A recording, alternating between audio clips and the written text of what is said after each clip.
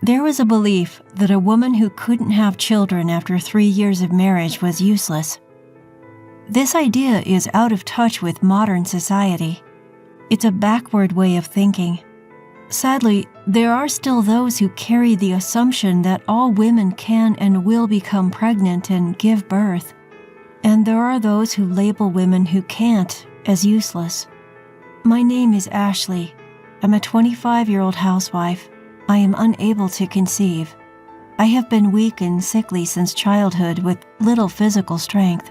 I often missed school. I didn't play with friends much, so I was shy. I had pale skin, was very thin, and didn't talk much. My parents considered me a defective product and despised me. They wished I would die sooner because I was a burden. All their love went to my older sister, Emily, who was 1 year older than me. Emily was healthy, unlike me. She had beautiful rosy cheeks and big, lovely eyes.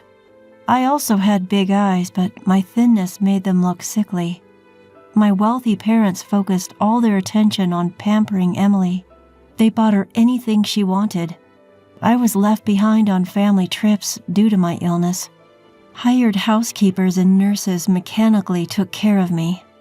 I wasn't considered part of the family, so I never received souvenirs. Being treated as defective by my family was hell. I had no friends to talk to and I was lonely. My parents wanted to get rid of me as soon as possible. When I became an adult, they quickly married me off.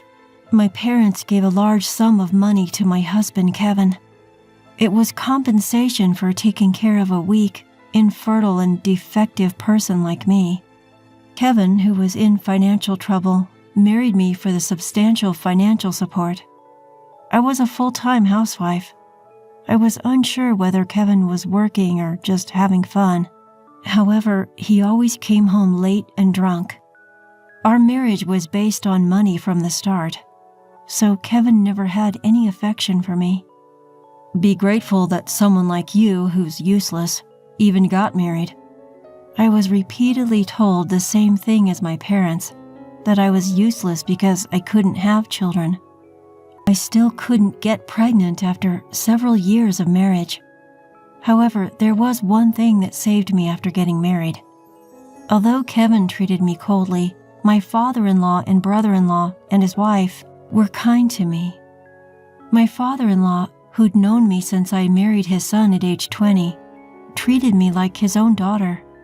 My brother-in-law Mike and his wife Maria cared about me, especially Maria, who was worried about me. Ashley, you don't need to be like a doll and do whatever people say. Mike works for a big company and Maria also has a job. She even runs her own interior design office. She's a cheerful and wonderful woman. Maria is also very caring. Knowing that I spent most of my days alone and lonely, she came to check on me. At first, we just had tea and chatted, but eventually she started teaching me various things. Try to get a qualification in something, even if it's just a hobby, she advised me. I told her it was impossible because I hadn't gone to school enough. Seeing that I was down, only able to do basic housework, Maria said, "If you can do basic housework, you can do most things. Learning something new builds confidence." At Maria's suggestion, I started studying for a color certification. I later learned that my father-in-law had consulted with Mike and Maria about me. Ashley tends to underestimate herself. "I wish there was a way to boost her confidence," my father-in-law said. "Introducing her to new areas of study could help," Maria suggested. Mike and my father-in-law agreed with her suggestion. Although my parents used to say that I was weak and slow-witted, I found studying enjoyable. I gained a bit of confidence when I passed a certification exam while studying during my free time. I was happy because I had always thought I couldn't do anything. I wanted to study more and aim for higher levels. However, when I told Kevin, he just scoffed at me. Must be nice to be able to waste time on useless studying. For the first time, I didn't feel hurt by his words.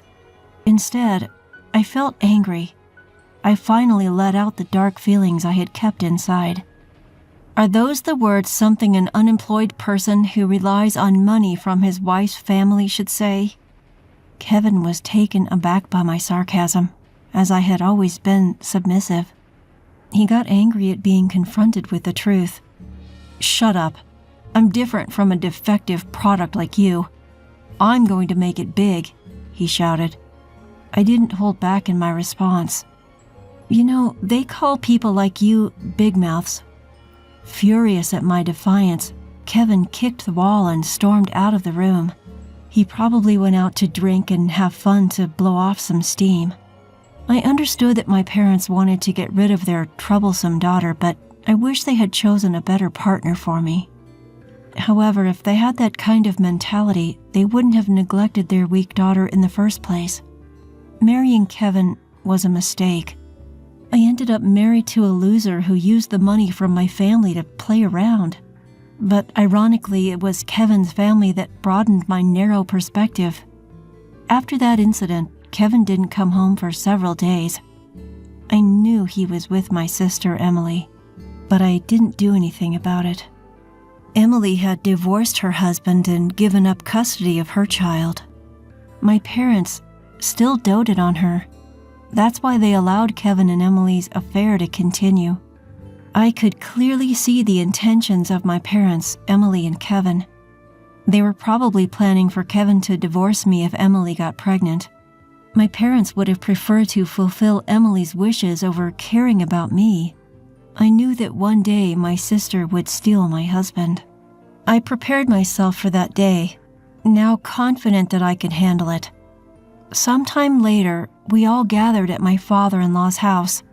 I regularly visited him, but Kevin hadn't been to his family home in a while.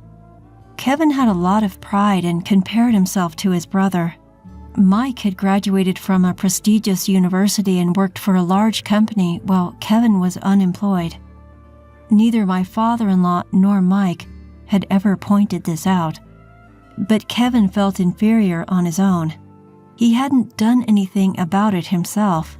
He took pride in marrying me, a woman from a wealthy family, but my father-in-law didn't care. My father-in-law doted on me, his daughter-in-law, but was strict with Kevin.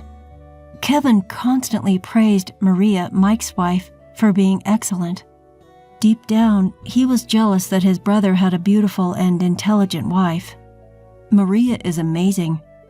She's successful at work, has children, and is a capable woman. Ashley is just stupid and can't do anything," he said with transparent flattery toward Maria and insults toward me. Maria looked annoyed by his words, but she calmly dismissed Kevin's remarks. "Ashley is my sister too. I don't find it amusing when my sister is insulted," Marie replied. Mike nodded in agreement. "Kevin, think about yourself before comparing Maria and Ashley," Mike warned. Kevin clicked his tongue dismissively. I felt embarrassed by Kevin's childish behavior. I understood that he felt inferior to his successful brother, but he needed to grow up. My father-in-law looked at Kevin with bitterness. He had treated them equally, but the siblings had turned out so differently. He had sighed about it to me. But today, my father-in-law cleared his throat and scolded Kevin. "Aren't you ashamed, Kevin? Relying on Ashley's family money and not working? Ashley is a good wife. If you're a husband, support yourself. Don't you understand something so simple?" Kevin's face turned red with anger. "Dad, Ashley was useless and dumped on me. That's why I'm just returning the favor," he retorted. Mike answered on behalf of his father.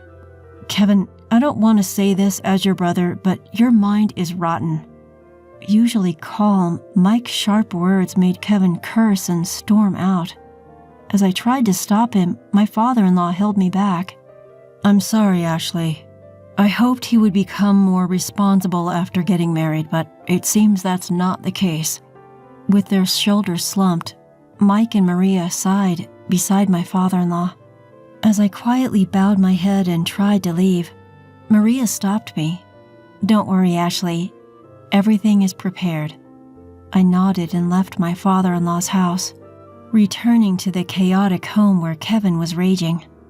The room was a mess, destroyed by Kevin in a fit of anger. As I stared in disbelief at his childish actions, the drunk Kevin raised his voice. "I'm divorcing you, the infertile one. I'm going to marry your sister." Kevin laughed, bragging that my parents had already given their consent. So Kevin chose Emily after all, I thought. My parents had always given Emily everything she wanted. Even if it was my husband, they didn't mind. Kevin knew I couldn't have children when he married me. It was convenient for him to use me as a wife. However, Emily wanted Kevin, and my parents condoned their affair. They probably wanted grandchildren now. So they would use Emily's pregnancy as an opportunity for her to marry Kevin. It was something my parents were capable of doing. When Emily divorced before, she gave up custody of her child, saying the child wasn't cute because they weren't attached to her. Emily was the type who loved herself more than her own child. I felt sorry for the child Emily and Kevin would have. Would a child born to such selfish parents be happy, I wondered. Kevin, not understanding my concerns, mocked me, telling me to leave because we were divorcing. "I'll pay you alimony, you good-for-nothing." The shameless man didn't even realize that my parents would be the ones providing alimony. I signed the divorce papers, took my essentials, and left the house. Instead of going to my parents' house, I sought refuge at Mike and Maria's. I had been consulting with them about my suspicions about Kevin and Emily's affair. Mike said with a gloomy face, "I wouldn't put it past Kevin." That's when Maria started preparing for the worst-case scenario. Mike and Maria had a young child.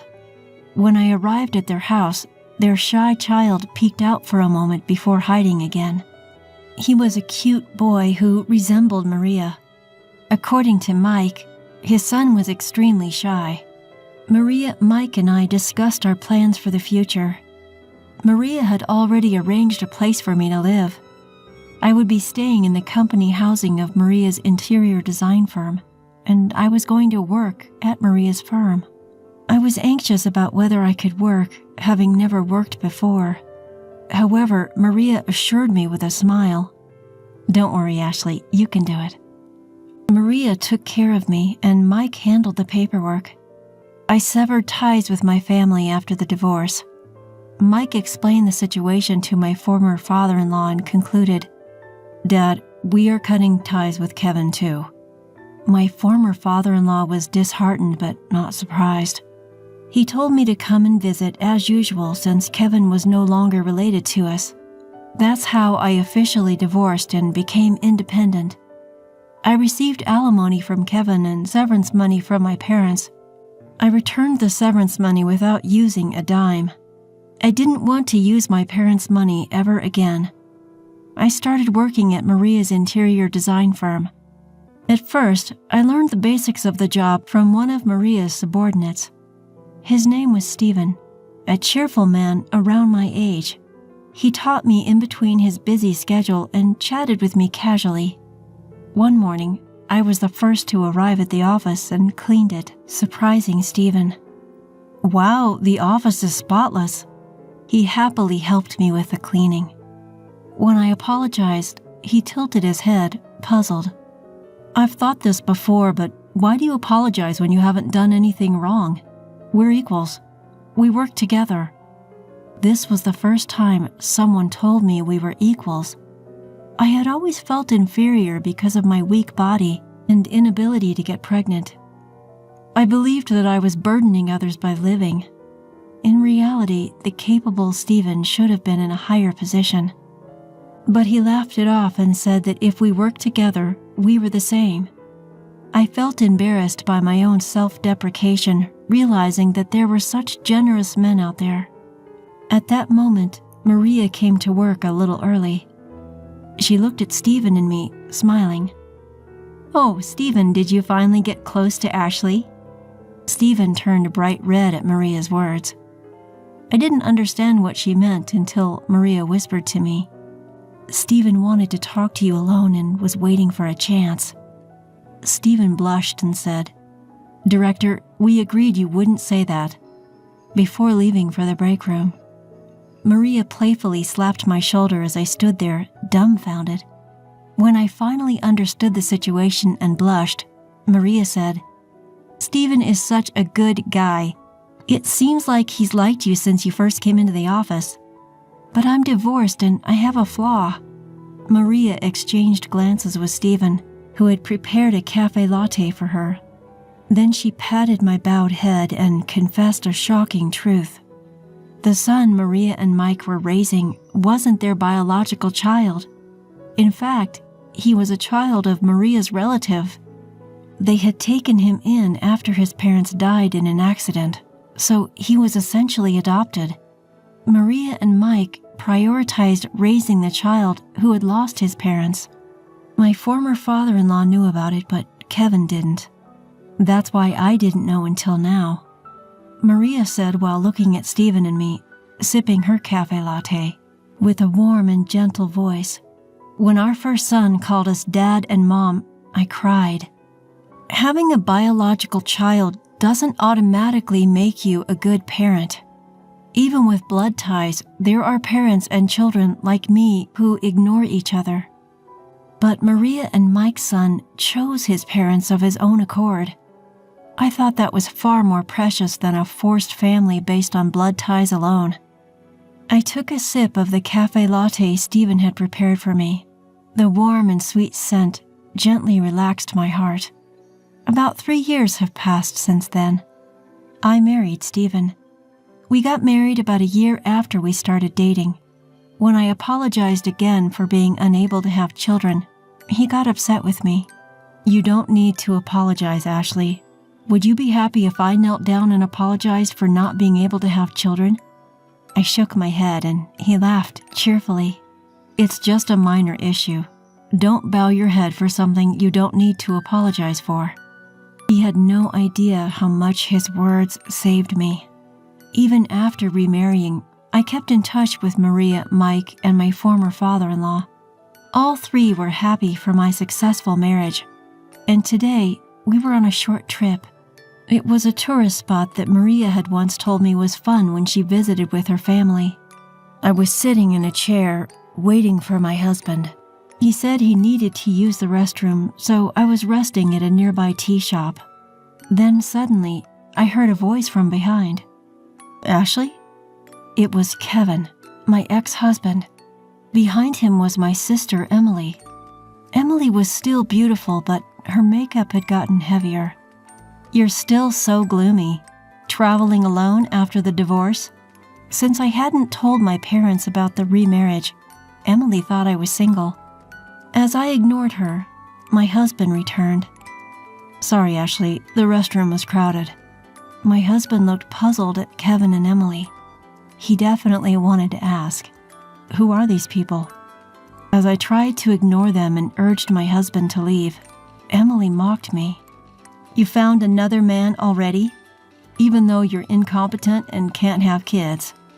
As Kevin tried to laugh along, my husband spoke up, looking displeased. "I am Ashley's husband, and her name is now Ashley Stevens. By the way, we do have a child." He patted my belly and Kevin turned pale. Emily sneered. "I bet the baby will be disabled." My husband replied in a cold voice. He was probably at the limit of his patience. "Ashley is currently pregnant with her second child. Her older daughter is 2 years old and healthy. Today, we left her with my parents." Kevin turned pale at my husband's words. I myself was shocked when I first got pregnant. I cried out to the doctor at the maternity clinic, told him I shouldn't be able to have children, but the doctor examined my body and declared I could get pregnant. I had been led to believe by my parents that I couldn't have children. I had taken their word for it since they had always said so. However, my body was actually able to conceive normally. When I told my husband about my pregnancy, he was overjoyed. During my marriage with Kevin, I never got pregnant. I wondered why, so I consulted with Maria. Then she sighed, shook her head, and formed a hypothesis. I never tested myself because of my parents' suggestions. Actually, my parents knew I could get pregnant. Kevin knew too and was using contraception.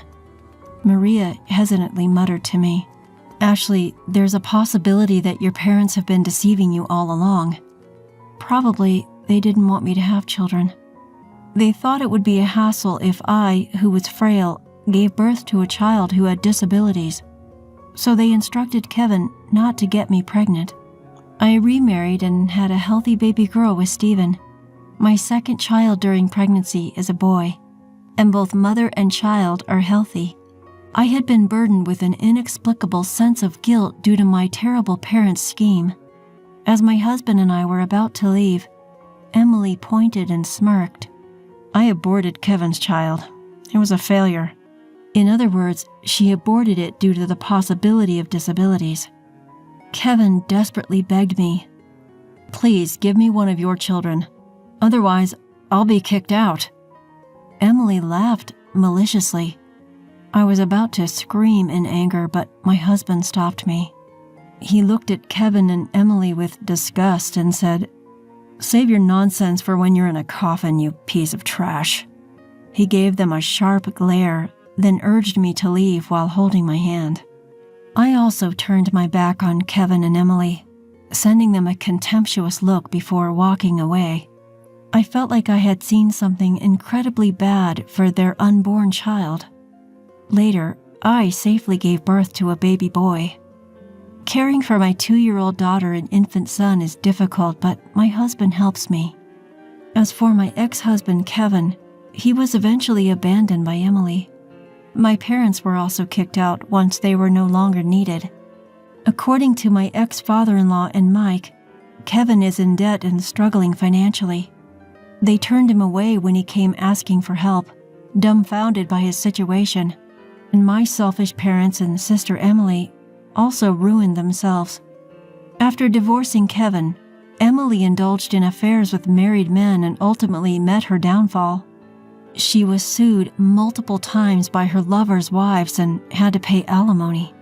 In the process, she gradually lost her fortune and credibility with those around her. Even my parents couldn't stop Emily. Finally, due to Emily's selfishness, they lost all of their assets. Moreover, foolish Emily borrowed money from a shady company and is now being chased by a huge debt. My parents and Emily are homeless, but it's not my concern. They are not my family. They are just blood-related strangers. My precious family consists of my kind husband and 2 beautiful children. It doesn't matter what happened to my parents, Emily and Kevin. As I changed my son's diaper, my husband played with my daughter, laughing. Seeing his smile, I truly felt grateful to have met him. I smiled while watching them, and my husband looked puzzled. "What's wrong, Ashley?" "I'm just so happy to be married to you, Stephen," he playfully replied while patting our daughter. "Well, you're Mrs. Stephen too." His cheerful laughter made me and our children break into smiles as well.